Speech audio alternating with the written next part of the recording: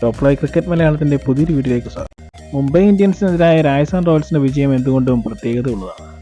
ആദ്യം ബാറ്റ് ചെയ്ത മുംബൈ 179 റൺസാണ് നേടിയത്. രാജസ്ഥാൻ 18.4 ഓവറിൽ ലക്ഷ്യം കാണുകയായിരുന്നു. രാജസ്ഥാൻ ആരാധകരെയും രാജസ്ഥാൻ മാനേജ്മെൻറ്റിനെയും ഒരുപോലെ സന്തോഷം നൽകുന്ന നിമിഷമായിരുന്നു രാജസ്ഥാൻ റോയൽസിൻ്റെ വിജയം. ഈ വിജയത്തിൽ എല്ലാവരും കാത്തിരുന്ന SSC ജയ്സ്വാളിൻ്റെ തിരിച്ചുവരവാണ് അതിഗംഭീരമായത്. സെഞ്ചുറിയിലൂടെയാണ് താരം തിരിച്ചു വന്നിരിക്കുന്നത്.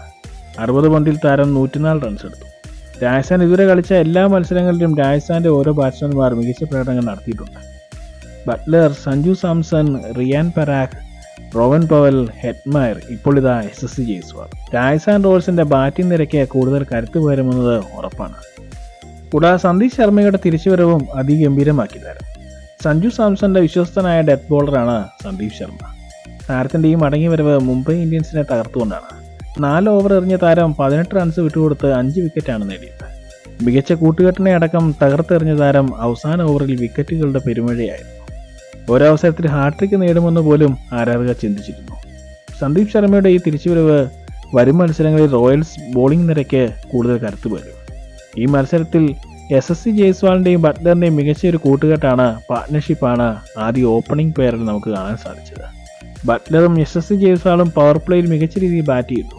മികച്ച ഓപ്പണിംഗ് പാർട്ട്ണർഷിപ്പാണ് താരങ്ങൾ രാജസ്ഥാൻ റോയൽസ് നൽകിയത്. രാജസ്ഥാൻ റോയൽസിൻ്റെ UC ചഹലിൻ്റെ 200ാമത് IPL വിക്കറ്റും സഞ്ജു സാംസന്റെ ക്യാപ്റ്റൻസിയും അതുപോലെ തന്നെ ബാറ്റിങ്ങും എല്ലാം മികച്ചതായിരുന്നു. ഈ സീസണിൽ ക്യാപ്റ്റനായും വിക്കറ്റ് കീപ്പറായും 300 റൺസിന് മുകളിൽ സ്കോർ ചെയ്ത താരം സഞ്ജു സാംസൺ മാത്രമാണ്. ഇതൊക്കെ BCCI കണ്ണു തുറന്ന് കാണണം എന്ന് തന്നെയാണ് ആരാധകർ പറയുന്നത്.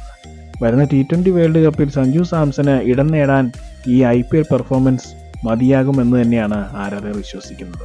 വരും മത്സരങ്ങളിൽ രാജസ്ഥാൻ റോയൽസിൻ്റെ മികച്ച പ്രകടനങ്ങൾക്കായി കാത്തിരിക്കുകയാണ് ആരാധകർ.